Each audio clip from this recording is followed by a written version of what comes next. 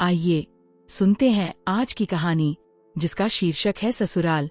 एक ऐसी कहानी जो प्यार, त्याग और जीवन की उन अनकही सच्चाइयों की गहराई में उतरती है, जहां हर रिश्ता एक नाजुक धागे से बंधा होता है, कभी मजबूत, कभी कमजोर और कभी टूटने की कगार पर।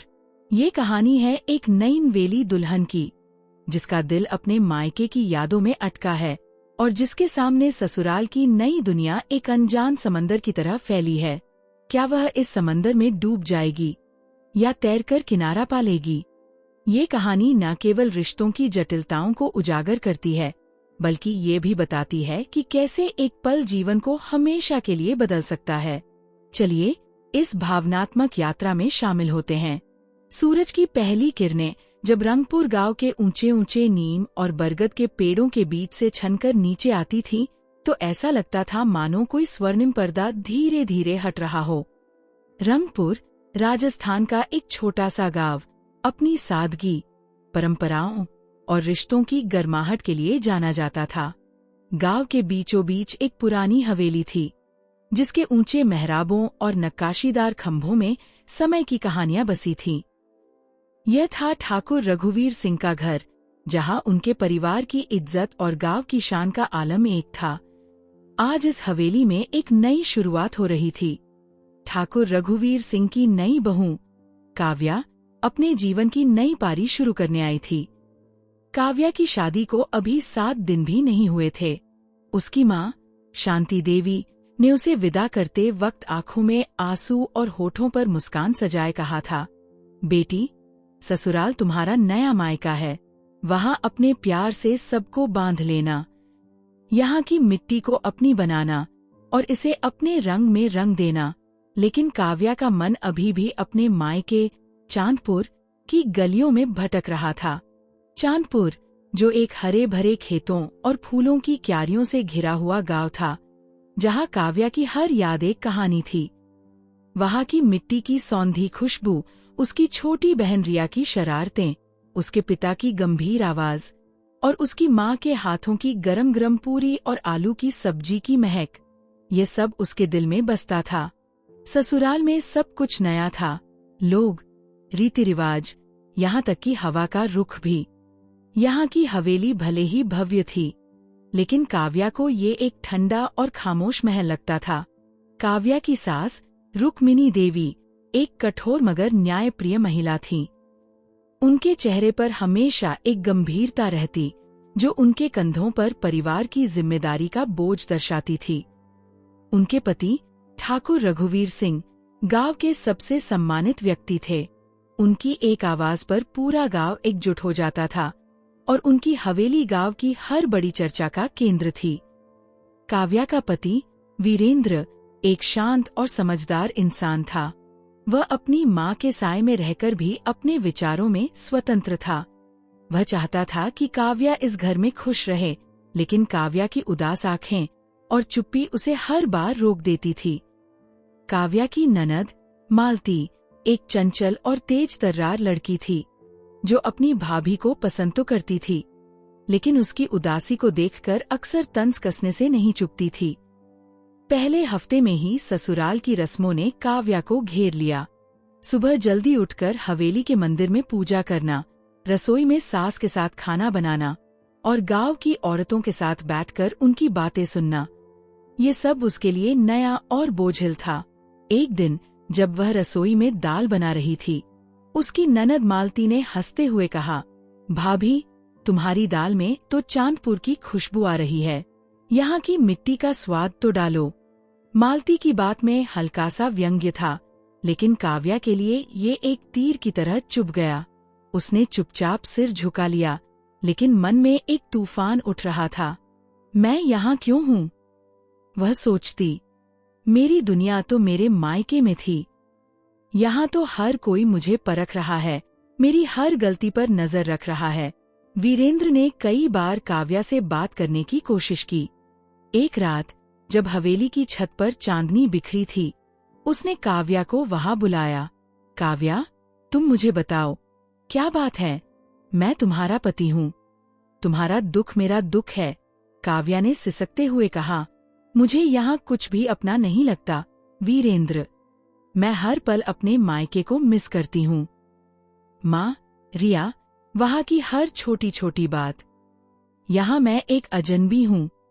वीरेंद्र ने उसका हाथ थाम कर कहा, ये घर भी तुम्हारा है, काव्या। बस इसे थोड़ा वक्त दो, मैं तुम्हारे साथ हूँ। लेकिन काव्या का मन नहीं माना।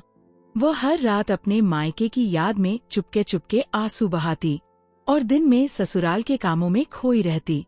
दिन बीतते गए और काव्या की उदासी ससुराल में एक अनकही जंग बन गई।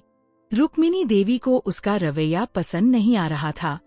एक शाम जब काव्या ने गलती से पूजा के दिए में तेल कम डाला तो रुक्मिणी ने सबके सामने कहा, बहू, ये घर मंदिर है, यहाँ लापरवाही की कोई जगह नहीं। अगर मायके की याद इतनी सता रही है तो वहाँ चली जाओ, लेकिन यहाँ रहना है तो ये घर अपनाना पड़ेगा। काव्या की आंखें भर आईं, लेकिन उसने कुछ नहीं कहा। वह चुपचाप अपने कमरे में चली गई और रात भर रोती रही। मालती ने भी मौका नहीं छोड़ा। देखो तो, भाभी को ससुराल में रहने की आदत ही नहीं। शायद मायके में कोई राजकुमार छूट गया है। उसकी बातें गांव की औरतों तक पहुंच गई और जल्द ही काव्या के बारे में फुसफुसाहट शुरू हो गई। नई बहू को तो देखो, हमेशा उदास रहती है। ठाकुर साहब की बहू होकर भी ऐसा बर्ताव। काव्या इन बातों को सुनती और अपने अंदर और सिकुड़ती जाती। वह चाहकर भी इस घर को अपना नहीं बना पा रही थी। उसने अपने मायके से एक पुरानी डायरी मंगवाई जिसमें उसने अपनी बचपन की यादें लिखी थीं। हर रात वह उस डायरी को पढ़ती और अपने मायके की गलियों में खो जाती। एक बार जब वह डायरी पढ़ रही थी, वीरेंद्र ने उसे देख लिया। उसने पूछा, काव्या, ये क्या है? काव्या ने डायरी छिपाने की कोशिश की, लेकिन वीरेंद्र ने उसे प्यार से थाम लिया। मुझे दिखाओ, शायद मैं तुम्हें समझ सकूं। काव्या ने अन्य मन से डायरी दी। उसमें चांदपुर की गलियों, रिया के साथ खेलने की यादें और माँ के साथ बिताए पलों का जिक्र था। वीरेंद्र ने पढ़ा और कहा, काव्या, ये यादें बहुत खूबसूरत हैं, लेकिन क्या तुम इस घर में नई यादें नहीं बनाना चाहती? काव्या ने जवाब नहीं दिया, लेकिन उसकी आंखों में एक सवाल था। क्या वह सचमुच इस घर में खुशी ढूंढ सकती थी? समय के साथ ससुराल में तनाव बढ़ता गया। रुक्मिणी ने काव्या को और जिम्मेदारियां दी, शायद यह सोचकर कि काम में व्यस्त रहने से उसका मन बदल जाएगा। लेकिन काव्या के लिए हर काम एक बोझ था। एक दिन गांव में एक बड़ा मेला लगा। रुक्मिणी ने काव्या को मेले की तैयारियों में शामिल होने को कहा। यह गांव का सबसे बड़ा उत्सव है, बहू। तुम्हारी जिम्मेदारी है कि ठाकुर परिवार की इज्जत बनी रहे। काव्या ने हामी भरी, लेकिन उसका मन नहीं लगा। मेले के दिन जब वह रंग बिरंगे स्टॉल्स, मिट्टी के खिलौनों और मिठाइयों की दुकानों के बीच से गुजर रही थी, तो उसे अपने मायके के मेले की याद आई। वहाँ वह रिया के साथ घंटों घूमती, झूले पर चढ़ती और माँ के साथ मिठाइयाँ खाती। अचानक उसकी आंखें नम हो गई और वह एक कोने में जाकर चुपके से रोने लगी। तभी वीरेंद्र ने उसे देख लिया। वह उसके पास आया और धीरे से बोला, काव्या, तुम्हें यहाँ अकेले रोने की जरूरत नहीं है, मैं तुम्हारे साथ हूँ। काव्या ने गुस्से में कहा, तुम नहीं समझोगे वीरेंद्र, तुम्हें कभी अपना घर छोड़कर नहीं आना पड़ा। तुम्हें नहीं पता कि यह दर्द क्या होता है। वीरेंद्र चुप रहा, लेकिन उसकी आंखों में एक गहरा दुख झलक रहा था। उसने कहा, काव्या, मैं तुम्हें जबरदस्ती नहीं बांधना चाहता, लेकिन ये घर तुम्हारा भी है। अगर तुम इसे मौका दोगी तो शायद तुम्हें यहाँ भी प्यार मिले। काव्या ने उसकी बात सुनी, लेकिन उसका मन अभी भी नहीं माना। उसी रात एक ऐसी घटना घटी जिसने काव्या की जिंदगी को हमेशा के लिए बदल दिया। मेला खत्म होने के बाद जब सब हवेली लौटे तो रघुवीर सिंह को अचानक सीने में तेज दर्द हुआ। गांव में कोई बड़ा अस्पताल नहीं था और नजदीकी शहर ले जाने में देर हो गई। सुबह तक खबर आई कि ठाकुर रघुवीर सिंह अब इस दुनिया में नहीं रहे। पूरा गांव शोक में डूब गया। रुक्मिणी देवी, जो हमेशा मजबूत दिखती थीं, अपने पति की मृत्यु के बाद टूट गईं। मालती, जो हमेशा हंसती खिलखिलाती रहती थी, चुप हो गई, और वीरेंद्र, जो काव्या का सहारा बनना चाहता था, अब खुद सहारे की तलाश में था। काव्या इससे स्तब्ध थी। उसने पहली बार महसूस किया कि ये घर, जिसे वह अब तक एक अजनबी जगह मानती थी, कितना नाजुक था। रघुवीर सिंह की मृत्यु ने पूरे परिवार को एक ऐसी सच्चाई से रूबरू कराया जिसे कोई नहीं देखना चाहता था। ये घर रिश्तों की नींव पर टिका था, और अब उस नींव में दरार पड़ चुकी थी। अंतिम संस्कार के दिन जब गांव वाले एक एक करके हवेली में आए, तो काव्या ने देखा कि हर कोई रघुवीर सिंह की अच्छाइयों की बात कर रहा था। किसी ने कहा, ठाकुर साहब ने मेरे बेटे की पढ़ाई का खर्च उठाया था। किसी ने कहा, उन्होंने मेरी बेटी की शादी में मदद की थी। काव्या को एहसास हुआ कि ये घर केवल एक परिवार का नहीं, बल्कि पूरे गांव का आधार था। अंतिम संस्कार के बाद जब गांव वाले चले गए, तो काव्या ने रुक्मिणी को अकेले आंगन में बैठे देखा। उनकी आंखें सूनी थीं और चेहरा थका हुआ। काव्या उनके पास गई और धीरे से बोली, माँ, आप अकेले क्यों बैठी हैं? रुक्मिणी ने उसकी ओर देखा और एक गहरी सांस लेते हुए कहा, बेटी, ये घर अब तुम्हारा है। इसे संभालना तुम्हारी जिम्मेदारी है। ये पहली बार था जब रुक्मिणी ने काव्या को बेटी कहा था। उस पल काव्या को एक गहरी सच्चाई का एहसास हुआ। उसने समझा कि ससुराल कोई इमारत नहीं, बल्कि उन लोगों का समूह है जो एक दूसरे के लिए जीते हैं। उसने अपने मायके की यादों को अपने दिल में एक खास जगह दी, लेकिन अब उसने इस घर को भी अपनाने का फैसला किया। काव्या ने अगले दिन से हवेली की जिम्मेदारियां संभालनी शुरू की। उसने रुक्मिणी के साथ रसोई में समय बिताया, मालती के साथ गांव की औरतों से मिलने गई और वीरेंद्र के साथ गांव की समस्याओं को समझने की कोशिश की।